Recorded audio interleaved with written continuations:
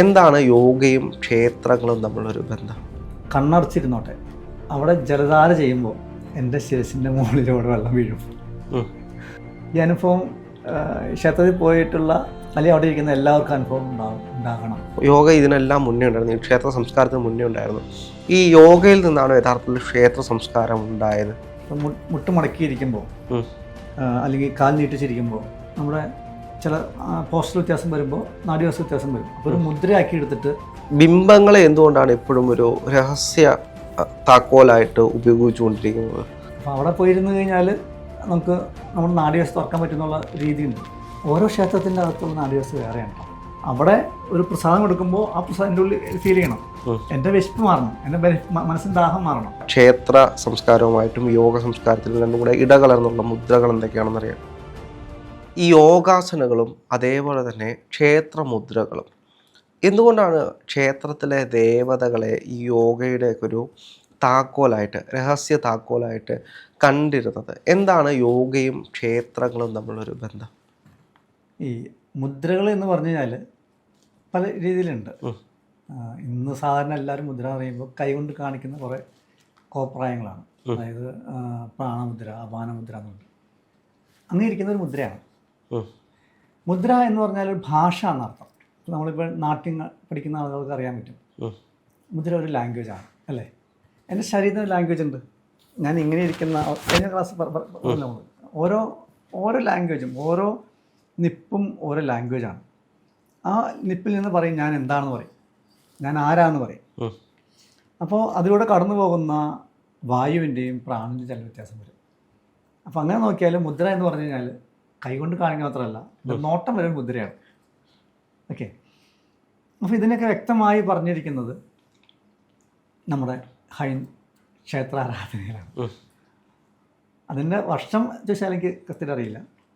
ഏതൊക്കെ വ്യക്തികളാണോ മോക്ഷത്തിന് വേണ്ടിയിട്ട് തയ്യാറാകുന്നത് അവരെല്ലാവരും ക്ഷേത്രത്തിൽ പോയി കഴിഞ്ഞാൽ പ്രാർത്ഥനയല്ല ചെയ്യുക, എനർജി ട്രാൻസാക്ഷനാണ് നടക്കുന്നത്. സാധാരണ ആളുകൾ അമ്പലത്തിൽ പോകുമ്പോൾ പ്രാർത്ഥിക്കും, ഭഗവാനെ നല്ലത് വരുത്തണേ, അതും ഒരു പ്രാർത്ഥനയാണ്. പക്ഷേ ഒരു യോഗി അല്ലെങ്കിൽ ഒരു മോക്ഷത്തിലേക്ക് പോകുന്ന വ്യക്തിയാണെങ്കിൽ അവർ ചിന്തിക്കുന്നത് ഊർജങ്ങളെ കൈകളിലൂടെ ഈ നാഡീവ്യവസ്ഥയിലൂടെ പ്രസരിപ്പിച്ച് അവിടെ ഇരിക്കുന്ന ചൈതന്യത്തിൽ പ്രൊജക്റ്റ് ചെയ്യുക. പ്രൊജക്റ്റ് ചെയ്യുമ്പോൾ അതിൻ്റെ നാലിരട്ടി പുള്ളിക്ക് കിട്ടും, അത് വേറെ ഇസിട്ട്. പക്ഷേ അദ്ദേഹം ചെയ്യുന്നത് ആ ബിംബത്തിലുള്ള ശക്തിയെ വീണ്ടും അദ്ദേഹം കൂട്ടുക, എണ്ണ ഒഴിച്ച് കൂട്ടുക. കൂട്ടുമ്പോൾ എന്ത് പറ്റും? ആ പ്രഭ പുള്ളിക്കും കൂടി കിട്ടും. അപ്പോൾ അതിന് വേണ്ടിയിട്ട് അദ്ദേഹം ചെയ്തുകൊണ്ടിരുന്ന കുറേ മുദ്രകളുണ്ടായിരുന്നു കറക്റ്റായിട്ട്. അതിന് ഇന്ന് അതിൻ്റെ ഏറ്റവും ലോപിച്ച് വന്നിട്ട് ആസനം എന്നുള്ള പേരിലായി. അപ്പോൾ അന്ന് അവർ ഊർജങ്ങളെ എങ്ങനെ ഈശ്വരനിൽ പ്രൊജക്റ്റ് ചെയ്യാം. അപ്പോൾ എനിക്ക് ഒരു ഊർജ്ജം വേണമല്ലോ. ഉദാഹരണമായിട്ട് എനിക്കൊരു ഊർജ്ജം വേണം. അതിൻ്റെ ഊർജ്ജത്തിൻ്റെ പേര് മഹാമൃത്യുഞ്ജയ ഊർജ്ജം അല്ലെങ്കിൽ സഞ്ജീവനി ഊർജ്ജം. ഈ സഞ്ജീവനി ഊർജ്ജം എന്നിലേക്ക് ഈ വിപിൻ എന്ന് പറഞ്ഞ ആളുടെ സൂക്ഷ്മ ശരീരത്തിൽ വരണമെങ്കിൽ കുറേ മന്ത്രങ്ങൾ ചെയ്യണം. അതിലുപരി ചെയ്യേണ്ട ഒരു ആസനമാണ് ശീർഷാസനം. ഇന്ന് ഒരു ടെക്സ്റ്റിലും യോഗ പഠിപ്പിക്കുന്ന ഏത് ടെക്സ്റ്റ് നോക്കിയാലും ശീർഷാസനം പറ്റി പറയുന്നില്ല. തലകുത്തി നിൽക്കുന്നതാണ് ശീർഷാസനം. തലകുത്തി നിന്ന് ഒരു മൃത്യുഞ്ജയ മന്ത്രത്തെ സ്വായത്തമാക്കാൻ വേണ്ടിയിട്ട് അല്ലെങ്കിൽ സഞ്ജീവനി മന്ത്രത്തെ സ്വായത്തമാക്കാൻ വേണ്ടിയിട്ട് നമ്മളൊരു ഹംസമന്ത്രം ഉപയോഗിച്ച് കഴിയുമ്പോൾ ദിവസം പറയുന്നുണ്ട്, ഇത്ര ദിവസം ചെയ്ത് കഴിഞ്ഞാൽ തീർച്ചയായിട്ടും സഞ്ജീവനി ഊർജ്ജം നമ്മുടെ ഉള്ളിൽ പ്രസരിക്കുന്നതാണ്. അല്ലെങ്കിൽ നമ്മുടെ ഉള്ളിലുള്ള ഊർജ്ജം സഞ്ജീവനി ഊർജ്ജമായിട്ട് മാറും എന്നർത്ഥം. ആ ഊർജ്ജമാണ് നമ്മൾ എല്ലാവരും പ്രസരിപ്പിക്കുന്നത്. പക്ഷെ ഇന്ന് യോഗശാസ്ത്രത്തിൽ ശീർഷാസനം എന്ന് പറഞ്ഞ് ചെയ്യുന്ന സാധനം തലകുത്തി നിൽക്കലാണ്. അവിടെ ഒരു മന്ത്രമില്ല. അത് ഏത് മന്ത്രം കൂടി അറിയാൻ പാടില്ല. തലകുത്തി നിന്നാൽ ആൻറ്റി ഗ്രാവിറ്റേഷൻ ലെവലിലേക്ക് നമ്മുടെ ബ്ലഡ് ഫ്ലോ ചെയ്യും എന്നുള്ള കൺസെപ്റ്റിലാണ്. അതിന് പരിധി വിട്ടൊന്നും പോകുന്നില്ല. പണ്ടാര് പറഞ്ഞ പോലെ വാഴ തോട്ടിലേക്ക് തല എടുക്കുന്ന പോലെയാണ്. അങ്ങനെയല്ല. തലകുത്തി നിന്നാൽ ഒരു കുറച്ച് നേരം അവിടെ ബ്ലഡ് കുറച്ച് നേരം തങ്ങി നിൽക്കും, നല്ല റിവേഴ്സ് പോകും, റിവേഴ്സ് തിരിച്ചു പോകും. കമന്ന് കിടന്ന് തലകുത്തി നിന്നുകൊണ്ട് ഭക്ഷണം കഴിച്ചാൽ ശിരസിൽ കയറില്ല, തന്നെ വയറ്റിലേക്ക് പോകുന്നത്. എന്ന് പറഞ്ഞ പോലെ ഇന്ന് ശീർഷാസനം ചെയ്യുന്ന ആളുകൾ വെറുതെ തളർത്തി നിൽക്കലാണ്. അങ്ങനെ നിന്നുകൊണ്ട് ആൻറ്റി ഗ്രാവിറ്റേഷണൽ ഫോഴ്സ് കുറച്ച് നേരം നിൽക്കും, പക്ഷെ അത് കഴിഞ്ഞ് വീണ്ടും റിവേഴ്സ് നടക്കും, വീണ്ടും നടക്കും, കുറേ നേരം നിൽക്കില്ല. അപ്പോൾ അതുകൊണ്ട് പ്രയോജനമില്ല. അത് എന്നെ പറയുന്ന പേരാണ് പോസ്ചർ എന്ന് പറയും. ഇതിനെ ഇത്രയധികം നശിപ്പിച്ചത് വിദേശീയരാണ്, ശരിക്കും സംശയം വേണ്ട. അതിനെ പറയുന്ന പേരാണ്, തലകുത്തി നിൽക്കുന്നതിനെ പറയുന്ന പേരാണ് പോസ്ചർ. ഇപ്പം അങ്ങും ഞാനിരിക്കുന്ന ഒരു പോസ്റ്ററിലാണ്, അനങ്ങാതെ ഇരിക്കുന്നുണ്ട്. ഈ പോസ്ചർ ആസനമായിട്ട് കൺവേർട്ട് ചെയ്യണം. അമ്പലത്തിലെ അകത്ത് ഒരു ഊർജ്ജത്തെ ഉണ്ടാക്കാനായിട്ട് നമ്മൾ സഹായിക്കുന്ന പോലെ നമ്മുടെ ബോഡിക്കകത്ത് ഊർജ്ജം, ബോഡി ടെമ്പിൾ എന്ന് പറഞ്ഞ പോലെ ഇതിനകത്ത് ഊർജ്ജം ഉണ്ടാക്കണമല്ലോ. ഈ ഇരിപ്പിൽ നിന്നും എൻ്റെ ബോഡിക്കകത്ത് പ്രാണനം ഉണ്ടാക്കണമെങ്കിൽ സാധനം വേണം. എന്ത് വേണം? മനസ്സിനെ ആദ്യം ഇല്ലാണ്ടാക്കണം. അതായത് പഞ്ചഭൂത വിഷയത്തിൽ നിന്ന് മനസ്സിനെ ഇല്ലാണ്ടാക്കണം. അപ്പോൾ നമ്മൾ എന്ത് ചെയ്യും? ആദ്യം ഇന്ദ്രിയെ അടച്ചു വയ്ക്കും, അല്ലെങ്കിൽ ഇഞ്ചിൻ തുറന്നാൽ എങ്ങനെ കുഴപ്പമില്ല. ഏത് വിഷയവുമായി ബന്ധപ്പെട്ടാണെന്ന് വെച്ചാൽ അതുമായിട്ട് കണക്ട് ചെയ്ത് ചെയ്യാം. അതിനുശേഷം അപ്പോൾ ഈ പോസ്റ്ററിൽ ഇരുന്നു കൊണ്ട് ഈ പോസ്റ്ററിന് ഏത് നാഡീവ്യവസ്ഥയാണ് ഉണരുന്നത് നോക്കിയിട്ട് ആ നാഡീവ്യവസ്ഥയുടെ ഹംസമന്ത്രം ചാൻറ്റ് ചെയ്തുകൊണ്ടിരിക്കുമ്പോൾ ആ എനർജി ഓപ്പൺ ആവും. ചുരുക്കി പറഞ്ഞാൽ നമ്മുടെ മുജ്ജന്മ പാപങ്ങളും കളയാൻ പറ്റും ഇതിലൂടെ. അതുകൊണ്ടാണ് വാൽമീകി മഹർഷി ഒന്നും പറയാതിരുന്ന രാമ എന്ന മന്ത്രം ജപിച്ച് മോക്ഷത്തിലായത്. അതുകൊണ്ടാണ് ഒരു ഇരിപ്പിൽ തന്നെ അദ്ദേഹത്തിന് മറ്റൊരു ലെവലിലേക്ക് എത്താൻ കഴിഞ്ഞത്. ഇന്നത്തെ ആൾ പറയും യോഗ പഠിക്കണമെങ്കിൽ നിങ്ങൾക്ക് എന്താ പറയുക, കളവ് പാടില്ല, മാംസാഹാരം കഴിക്കാൻ പാടില്ല അത് പറയും. അതുവരെ വാൽമീകി മഹർഷി ഇതെല്ലാം കഴിച്ചിരുന്ന ആളാണ്. കള്ളനായിരുന്നു, പിടിച്ചുപറിക്കാരനായിരുന്നു. ഒരാളെ കണ്ടപ്പോൾ ഇതൊന്നും അല്ല സുഖം, നിൻ്റെ കർമ്മങ്ങൾ നീ മാത്രമേ അനുഭവിക്കുള്ളൂ, നിൻ്റെ ഭാര്യ മക്കൾ അനുഭവിക്കില്ല എന്ന് പറഞ്ഞു കൊടുത്തപ്പോൾ പുള്ളിക്ക് ഇരിക്കാൻ തോന്നി. പുള്ളിക്ക് പറയാൻ പറ്റില്ല, ഇവിടെ സാധനം അറിയാൻ പാടില്ല, വെറുതെ ഇരിക്കാൻ പറഞ്ഞു. ഇരുന്ന് കഴിഞ്ഞിട്ട് പറഞ്ഞു ഈ മന്ത്രം ജപിച്ചോളാൻ പറഞ്ഞു. ഈ മന്ത്രം ഹംസമന്ത്രമായിരുന്നു. രാമ എന്ന് പറയണ്ട, രാമ എന്ന് പറഞ്ഞാൽ നമ്മുടെ കാഴ്ച പോലെ ശ്രീരാമനാണ്. മര എന്നുള്ള ഹംസമന്ത്രം കൊടുത്തു. അതിൽ ചാൻറ്റ് ചെയ്ത് കഴിഞ്ഞ് ഒരു ദിവസം കഴിഞ്ഞപ്പോഴും മൈൻഡ് അടിച്ചു പോയിട്ടുണ്ടാവും. നേരത്തെ പറഞ്ഞ പോലെയുള്ള ബോഡി കോൺഷ്യസ്നസ് പോയി. അപ്പം അങ്ങിരിക്കുന്നത് ഫിസിക്കൽ പോസ്റ്ററിലാണെങ്കിൽ കുറച്ച് നേരം കഴിയുമ്പോൾ ബോഡി കോൺഷ്യസ്നസ് വരും. ഇപ്പോൾ ഇതേപോലെയുള്ള ഹംസമന്ത്രത്തിലാണ് മനസ്സിരിക്കുന്നതെങ്കിൽ അവിടെ ആസനമാവും. ഈ ആസനത്തിലൂടെ കടന്നു പോകുന്നത് ഒരു ടൂണിംഗ് ഫോർക്കിൽ അടിക്കുന്ന പോലെ കമ്പനം പുറത്തേക്ക് വരും. ഇതിൽ നിന്ന് ഒരു എനർജി ഇങ്ങനെ പുറത്തേക്ക് തലയിലേക്ക് പോകും. അതിനെ ഉണ്ടാക്കിയെടുക്കലാണ് ആസനം കൊണ്ട് ഉദ്ദേശിക്കുന്നത്. ഒരാൾ ഒരു ആസനം ചെയ്താൽ മതി. അത് എൻ്റെ ഏത് നാഡീവ്യവസ്ഥയിലാണ് കംപ്ലൈൻ്റ് ആയിട്ടിരിക്കുന്നത് ആ നാഡീവ്യവസ്ഥ എന്ന് പറഞ്ഞാൽ മാഗമായിരിക്കുന്ന നാഡീവ്യവസ്ഥയുടെ അകത്തുള്ള ആ കർമ്മത്തെ കളയാനായിട്ട് ചെയ്യുന്ന ഒരേ ഒരു ആസനവും ഒരു പ്രാണായാമവും. അപ്പോൾ ഈ ക്ഷേത്രങ്ങളും യോഗയും തമ്മിൽ കൃത്യമായിട്ടുള്ള ബന്ധമുണ്ട്. അപ്പോൾ എനിക്കൊന്നു ആര്യവംശജർ വരുന്നതിന് മുമ്പിട്ടും ഭാരതത്തിൽ യോഗയുണ്ടായിരുന്നു എന്ന് കേട്ടിട്ടുണ്ട്. അപ്പോൾ യോഗ ഇതിനെല്ലാം മുന്നേ ഉണ്ടായിരുന്നു, ഈ ക്ഷേത്ര സംസ്കാരത്തിന് മുന്നേ ഉണ്ടായിരുന്നു. ഈ യോഗയിൽ നിന്നാണ് യഥാർത്ഥത്തിൽ ക്ഷേത്ര സംസ്കാരം ഉണ്ടായത്? അങ്ങനെ വേണമെങ്കിൽ പറയാം. കാരണം ഒരു കാലത്ത് പ്രാകൃതമായിരുന്നു പറയണം. പക്ഷെ പ്രാകൃതമായിരുന്നു എന്ന് പറയുമ്പോഴും ഒരു മോക്ഷമാർഗത്തിലേക്ക് പോയ ആളുകളുണ്ടായിരുന്നു. അതുകൊണ്ടാണ് ഭൂമിയും സൂര്യനും തമ്മിലുള്ള ദൂരത്തെ പറ്റി ഇത്ര വ്യക്തമായി എഴുതിയാണ്. ഹനുമാൻ ചാലിസയിലെ ഇത്ര യോജന ചാടി എന്ന് പറയുന്നുണ്ട്. ആ യോജന കാൽക്കുലേറ്റ് ചെയ്യുമ്പോൾ സൂര്യനും ഭൂമിയും തമ്മിലുള്ള ഡിസ്റ്റൻസ് പറയുന്നത്. മാറ്റം വരും കേട്ടോ, ഭൂമിയും സൂര്യനും ദൂരത്തിൽ മാറ്റം വരുന്നുണ്ട്. അപ്പോൾ അത് മാറ്റം വരും. പക്ഷേ അന്നത്തെ കാലത്തെ ആളുകളും മോക്ഷത്തിന് വേണ്ടി നടന്നിരുന്നു എന്ന് പറയേണ്ടതായിട്ട് വരും. എല്ലാ ജീവജാലങ്ങൾക്കും ആണ് അൾട്ടിമേറ്റ് ആയിട്ടുള്ള ഉദ്ദേശങ്ങളൊക്കെ അങ്ങനെ തന്നെയാണ്. പിന്നീട് ഇതിനൊക്കെ നശിപ്പിക്കാൻ വേണ്ടി തുടങ്ങിയിട്ട് പ്രാകൃതമായതൊക്കെ അങ്ങനെയാവും, എനിക്കറിയില്ല. ശരിക്കും ഈ മോക്ഷത്തിന് വേണ്ടി ആചരിക്കുന്ന ആളുകൾ അവർക്ക് സ്വസ്ഥമായിട്ട് ഇരിക്കാൻ വേണ്ടി ഇരുന്ന സ്ഥലങ്ങളെയാണ് പിന്നീട് ക്ഷേത്രങ്ങളായി മാറിയതും അങ്ങനെയാവാം. കൃത്യമായിട്ട് പറയാൻ എനിക്കറിയില്ല. പക്ഷെ എന്നിരുന്നാലും ഏറ്റവും കൂടുതൽ ക്ഷേത്രങ്ങൾ ഉപയോഗിച്ചുകൊണ്ടിരുന്ന ആളുകൾ ഈ പ്രസിദ്ധന്മാരും മോക്ഷകാംക്ഷികളും യോഗാചാര്യന്മാരുമായിരുന്നു എന്ന് പറയേണ്ടി വരും. ഈ ക്ഷേത്ര കലകൾ അല്ലെങ്കിൽ ദേവതാ കലകൾ പലപ്പോഴും യോഗയുമായി ബന്ധപ്പെട്ടിട്ടുണ്ട്. ഇപ്പോൾ അങ്ങ് നേരത്തെ പറഞ്ഞതുപോലെ ശക്തിയെ ഉണർത്താൻ വേണ്ടിയിട്ട് ഇപ്പോൾ ദേവതയ്ക്ക് കൊടുക്കുന്ന കലകൾ, അതേപോലെ മനുഷ്യ ശരീരത്തിലും ആ കലകൾക്ക് മാറ്റം വരുത്തി കഴിഞ്ഞാൽ, അല്ലെങ്കിൽ അത് കൃത്യമായിട്ട് ആ പോസ്റ്റേഴ്സ് അല്ലെങ്കിൽ ആ മുദ്രകൾ കാണിച്ചു കഴിഞ്ഞാൽ ശക്തി ഉണ്ടാകുമെന്ന് പറഞ്ഞിട്ടുണ്ട്. അപ്പോൾ ഈ എന്തൊക്കെ മുദ്രകളാണ് തറത്തിൽ വരുന്നത്? ഇപ്പോൾ ക്ഷേത്ര സംസ്കാരവുമായിട്ടും യോഗ സംസ്കാരത്തിലും രണ്ടും കൂടെ ഇടകലർന്നുള്ള മുദ്രകൾ എന്തൊക്കെയാണെന്നറിയാം. പറയാൻ കഴിയുമോ? ഇപ്പം നമ്മൾ ഹസ്തമുദ്ര, ഇപ്പം കൈകൊണ്ട് ചെയ്യുന്ന മുദ്രകളുണ്ട്. കൈ കൂപ്പുന്ന ഒരു മുദ്രയാണ്, കൈ തുറന്നു വയ്ക്കുന്ന ഒരു മുദ്രയാണ്. ക്ഷേത്രങ്ങളിൽ ചെല്ലുമ്പോൾ എല്ലാവരും ആചരിക്കുന്നത് കൈ തൊഴുത്തിട്ടാണ്.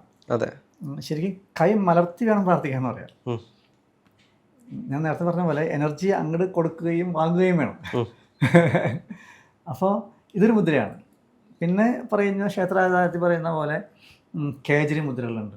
അതൊക്കെ യോഗയിലുള്ള മുദ്ര തന്നെയാണ്, പക്ഷെ വ്യത്യാസമുണ്ട്, ചെറിയ വ്യത്യാസമുണ്ട്. യോനി മുദ്രകളുണ്ട്, ശങ്കിനി മുദ്രകളുണ്ട്. ഇതൊക്കെ പല രീതിയിലുള്ള ഊർജ്ജങ്ങളെ നമ്മുടെ ഉള്ളിലേക്ക് കൈകാര്യം ചെയ്യാൻ വേണ്ടിയിട്ടാണ്. ഇപ്പോൾ നമ്മൾ ക്ഷേത്രത്തിൻ്റെ അകത്ത് ക്ഷേത്രത്തിൽ പോയാൽ ഇത് പറയുന്നത് ബുദ്ധിമുട്ടാവും. ഇനിയിപ്പോൾ അമ്പലത്തിൽ പോയാൽ എല്ലാ ആൾക്കാരും അവിടെ പോയിരിക്കും. അതും ഒരു പരിധി വരെ ബുദ്ധിമുട്ടാക്കും, മറ്റുള്ള ആൾക്കാരുടെ സഞ്ചാര തടസ്സം ഉണ്ടാക്കാത്ത രീതിയിൽ നമ്മൾ ഇരിക്കാനായിട്ട്.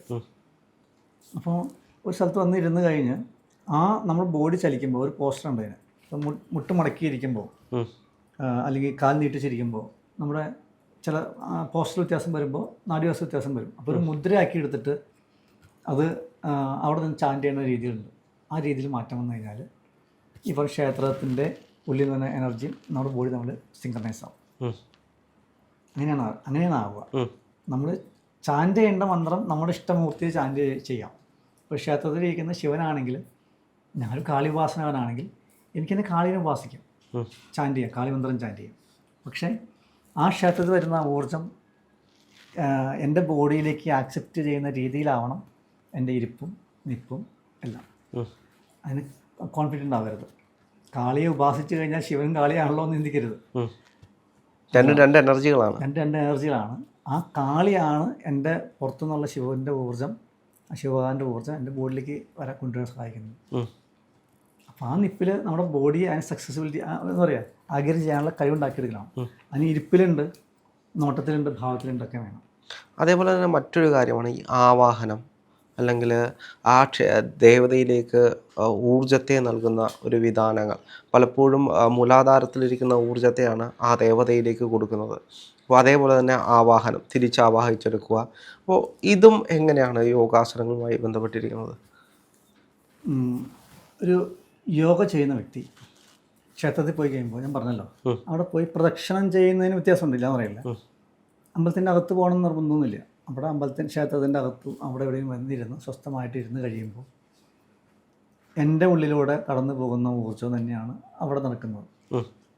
കണ്ണടച്ചിരുന്നോട്ടെ, അവിടെ ജലധാര ചെയ്യുമ്പോൾ എൻ്റെ ശിരസിൻ്റെ മുകളിലൂടെ വെള്ളം വീഴും.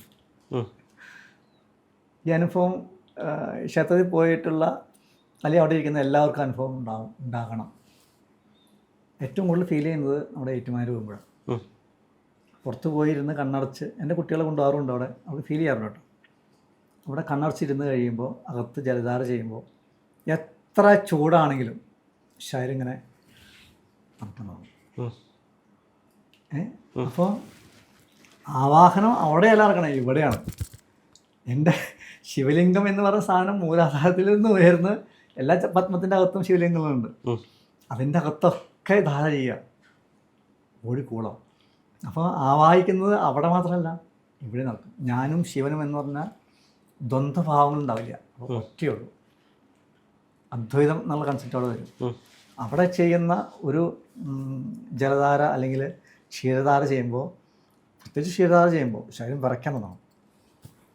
ഇത് യോഗ അധ്യാപകർക്ക് അറിയേണ്ടതാണ്, പക്ഷേ ശ്രദ്ധിക്കുന്നവർക്ക് അറിയാൻ പറ്റും. അപ്പോൾ ആവാഹനം നടക്കുന്ന ഇവിടെയാണ്. ഇപ്പം എൻ്റെ ഉള്ളിലുള്ള ഊർജ്ജത്തെ എടുത്തുകൊണ്ട് എനിക്ക് വേണ്ടി ഒരു പ്രതിഷ്ഠ നടത്താം. അതുകൊണ്ടാണ് ശ്രീനാരായണ ഗുരുദേവൻ പ്രതിഷ്ഠ നടത്തിയതിൻ്റെ കാരണം. നമുക്ക് ചെയ്യാൻ പറ്റുമെന്ന് വെച്ചാൽ എൻ്റെ ഉള്ളിലുള്ള ഊർജ്ജത്തെ തന്നെയാണ് ഞാൻ അവിടെ പ്രതിഷ്ഠിക്കുന്നത് എല്ലാം. ഈ ബിംബങ്ങളെ എന്തുകൊണ്ടാണ് എപ്പോഴും ഒരു രഹസ്യ താക്കോലായിട്ട് ഉപയോഗിച്ചുകൊണ്ടിരിക്കുന്നത്? ഇപ്പോഴത്തെ രഹസ്യമല്ലല്ലോ, ഇപ്പോഴത്തെ രഹസ്യമല്ല സത്യം പറഞ്ഞാൽ. ഇപ്പോൾ ആളുകളുടെ കാഴ്ചപ്പാടിൽ സ്വന്തം പരാതികൾ, പരിഭവങ്ങൾ ഒക്കെ പറയാൻ, സംഘടന പറയാനുള്ള ഒരു വേദി, അത്രയേ ഉള്ളൂ. ശരിക്കും പറഞ്ഞാൽ മോക്ഷത്തിലേക്കുള്ള താക്കോലാണ്. ഇവിടെ കാറ്റുണ്ട്, വായുണ്ട്, അറിയാത്തതിന് കാരണം ചലിക്കാത്തതിൻ്റെ പേരിലാണ്. ഫാൻ ഉണ്ടെങ്കിലാണ് ചലിക്കുള്ളൂ. അപ്പോൾ അങ്ങനെ ഒരു ഊർജ്ജ കേന്ദ്രത്തെ അവിടെ ഉണ്ടാക്കി വെച്ചേക്കണം. അപ്പോൾ അവിടെ പോയിരുന്നു കഴിഞ്ഞാൽ നമുക്ക് നമ്മുടെ നാഡീവ്യവസ്ഥ തുറക്കാൻ പറ്റുന്നുള്ള രീതിയുണ്ട്. ഓരോ ക്ഷേത്രത്തിൻ്റെ അകത്തുള്ള നാഡീവ്യവസ്ഥ വേറെയാണ് കേട്ടോ. നമ്മൾ സാധാരണ കാണുമ്പോൾ ക്ഷേത്രം ബിംബങ്ങൾ, അതിൻ്റെ ബലിക്കല്ലുകൾ ഒക്കെ കാണുന്നുണ്ട്. എൻ്റെ കാഴ്ചപ്പാട് പറയുകയാണെങ്കിൽ ബലിക്കല്ലുകൾ ഓരോ ചക്രങ്ങളായിട്ട് പറയേണ്ടത്. ഓരോ അമ്പലത്തിൻ്റെ അകത്ത് ഇപ്പോൾ ബൃഹദീശ്വര ക്ഷേത്രം, ഈ ക്ഷേത്രത്തിൻ്റെ അകത്ത് സൂക്ഷ്മമായിട്ട് വഴികളുണ്ട്. ഞാൻ 3-4 വർഷമായിട്ട് പോയിട്ടുള്ളൂ. ഞാൻ ഒരു പ്രാവശ്യം പോയപ്പോൾ എനിക്ക് സമയമുള്ളതിൻ്റെ പേരിൽ കുറേ നേരം നിൽക്കാൻ സാധിച്ചു. കണ്ണുകൊണ്ട് കാണാൻ സാധിക്കാത്ത വഴികളുണ്ട്, അതിലെ ആളുകൾ സഞ്ചരിക്കുന്നുണ്ട്. ആളുകൾ സഞ്ചരിക്കുന്നുണ്ട്. ആ ഡയമെൻഷൻസ് മാറിയിട്ടാണ്, നമ്മുടെ ഈ തലത്തിലല്ല. ഒത്തിരി ഡയമെൻഷൻസ് മാറിയിട്ടാണ് സഞ്ചാരം. അതായത് ഒരു ക്ഷേത്രം ഇരിക്കുന്നു, നമ്മൾ കാണുമ്പോൾ ഇതിപ്പോൾ വഴി ഇത്രയേ ഉള്ളൂ, പക്ഷെ ഇതിലൊക്കെ വഴികളുണ്ടാവും. അത് എനർജിയുടെ വഴിയാണ്. പല വഴി, ഒരു വഴിയല്ല. എനിക്ക് എന്നെ അത്ഭുതപ്പെടുത്തിയതാണ്. അങ്ങനെ ഓരോ ക്ഷേത്രങ്ങളിലും ഇതുപോലെ തന്നെ വ്യത്യാസങ്ങളുണ്ട്. അപ്പോൾ ഇത് ആര് സൃഷ്ടിച്ചു വെച്ചാൽ എനിക്കറിയാൻ പാടില്ല. ചില ക്ഷേത്രങ്ങളിൽ അങ്ങനെ കാണുന്നില്ല കേട്ടോ, പക്ഷെ ഒരുപാട് ക്ഷേത്രങ്ങളിലൊക്കെ അങ്ങനെ കാണാൻ സാധിക്കുന്നുണ്ട്. അത് എങ്ങനെ വരുന്നു, ആരുണ്ടാക്കി വെച്ചാൽ ഇനിയിപ്പം അദൃശ്യമായ ആളുകൾ വന്ന് പോണതിൻ്റെ പേരിലാണോ അതും അറിയില്ല. ഈ ക്ഷേത്രങ്ങളിലൊക്കെ അദൃശ്യമായിട്ടുള്ള ആളുകൾ വന്ന് പോകുന്നുണ്ടോ? ക്ഷേത്രമുണ്ട്, പറയാൻ മടിയുള്ളതിൻ്റെ പേരിലാണ്. ഇന്ന് പരശുരാം പ്രതിഷ്ഠിച്ച ക്ഷേത്രങ്ങളിൽ ഒരു ക്ഷേത്രം കൂടിയാണത്. അത് ഫേമസ് അല്ല. മിക്കവാറും ആളുകൾക്ക് അവിടെ പല അനുഭവം ഉണ്ടാകുന്നുണ്ട്. വേറെ പറയാൻ പഠിക്കുന്ന വേറെ കൊണ്ടല്ല, ഈ ഇങ്ങനെ പറഞ്ഞു കഴിഞ്ഞാൽ അത് കേട്ട് വന്ന ആൾക്കാരുണ്ടോ, ഈ അനുഭവത്തെ പ്രതീക്ഷിക്കുന്ന ആൾക്കാരുണ്ടോ, ആ ക്ഷേത്രം നശിക്കുകയുള്ളൂ. അതുകൊണ്ട് ആളുകൾ ഒത്തിരി ഒരു അനാവശ്യ ലെവലിൽ വന്നു കഴിഞ്ഞാൽ ക്ഷേത്രം നശിക്കുകയുള്ളൂ. നമുക്ക് എന്താ പറയുക, ഇപ്പോൾ ഞാൻ പറയുകയാണ് ഇന്ന ക്ഷേത്രം ഇന്ന ആവശ്യങ്ങൾക്ക് നല്ലതാണെന്ന് പറഞ്ഞു കേട്ടെ, അത് എൻ്റെ വായം ചാടിക്കഴിഞ്ഞാൽ ആ കേൾക്കുന്നവരൊക്കെ ആയിരിക്കും അവിടെ കിട്ടും, അവിടെ ചെല്ലും. പക്ഷേ അവിടെ അത് കേട്ടല്ല പോണ്ടേ, എൻ്റെ ബോഡിക്ക് ഏത് എനർജിയാണ് ആവശ്യം ആ ക്ഷേത്രങ്ങളിൽ മാത്രമേ പോയാൽ മതി. അല്ല, അങ്ങനെ ഒരുപാട് പേര് ചെന്ന് കഴിഞ്ഞാൽ നശിക്കുന്നതാണ് ആ ക്ഷേത്രത്തിൻ്റെ ചൈതന്യമെങ്കിൽ അവിടെ ഇരിക്കുന്ന ദേവതയ്ക്ക് ശക്തി കുറവാണ് എന്നല്ലേ അതിനർത്ഥം? അങ്ങനെയല്ല, എത്ര പേര് പോയാലും കുഴപ്പമില്ല. പക്ഷെ അവരുടെ ഇൻറ്റൻഷൻ എന്താണെന്ന് അറിയണം, എനർജി ട്രാൻസാക്ഷൻ ആവണം. ഇവരെന്താണ് പോണേ, അവിടെ ചില 2 ഫോട്ടോ എടുക്കുക, തിരിച്ചു വരിക. അതുകൊണ്ടല്ലല്ലോ കാര്യം. നമ്മളവിടെ ചെന്നിരുന്ന് നമ്മുടെ ഊർജ്ജങ്ങൾ ഈശ്വരമായ ആ എനർജിയുമായിട്ട് കണക്റ്റ് ആയത്, ഇപ്പം നേരത്തെ പറഞ്ഞ പോലെ അവിടെ ഒരു പ്രസാദം എടുക്കുമ്പോൾ ആ പ്രസാദത്തിൻ്റെ ഉള്ളിൽ ഫീൽ ചെയ്യണം, എൻ്റെ വിശപ്പ് മാറണം, എൻ്റെ മനസ്സിൻ്റെ ദാഹം മാറണം. ഇതല്ലല്ലോ അവൾക്ക് വേണ്ടേ. അവിടെ ശരി കുറച്ച് ഫോട്ടോ എടുക്കുക. ഈ ഓരോ ഫോട്ടോ എടുക്കുമ്പോഴും ആ ഗ്ലെയർ കൊണ്ട് അവിടെ ഊർജ്ജത്തിൻ്റെ പ്രസാദം നശിപ്പിക്കും. അപ്പോൾ അത് മോഡേൺ സയൻസ് തെളിയിച്ചു തന്നെയേ ഉള്ളൂ. ഉദാഹരണം പറയാം, എക്സ്റേ വെൽഡ് ചെയ്യുന്ന സമയത്ത് കണ്ണ് നോക്കിയാൽ കണ്ണ് അടിച്ചു പോകും. എന്നാൽ പ്രത്യക്ഷത്തിൽ നമ്മൾ തൊട്ടിട്ടില്ല ഇല്ലേ? ക്ഷേത്രങ്ങളുടെ അകത്തേക്ക് ആ ബിംബത്തിലേക്ക് നമ്മുടെ ഒരു ഗ്ലെയറോ ഒരു ഫ്ലാഷോ അടിച്ചു കഴിഞ്ഞാൽ ആ എനർജി വ്യത്യാസം വരും. അതുകൊണ്ടാണ് പോകരുതെന്ന് പറയാൻ കാരണം. ഇപ്പോൾ നമ്മളൊരു അമ്പലത്തെ പറ്റി ഹൈപ്പായിട്ട് പറയുമ്പോൾ ഒത്തിരി ആൾക്കാർ അതിൻ്റെ പുറകെ നടന്ന് കാണാൻ വേണ്ടി ചെല്ലും. അത് വിനോദസഞ്ചാര കേന്ദ്രമല്ല. ക്ഷേത്രങ്ങൾ എന്ന് പറഞ്ഞാൽ ഊർജ്ജ സംരക്ഷണ കേന്ദ്രമാണ്. അപ്പോൾ ഊർജ്ജങ്ങൾ ട്രാൻസാക്ഷൻ വേണ്ടി എത്ര പേര് വെക്കോ, 100 അല്ല 1 കോടി ആൾക്കാർ വെക്കോ, നശിക്കില്ല. പക്ഷേ കാണാനും അവിടെയുള്ള സാധനം കിട്ടുമെന്ന് അനുവദിച്ച് പോകുന്നവർ പോയി കഴിഞ്ഞാൽ നശിപ്പിക്കുക തന്നെയേ ഉള്ളൂ.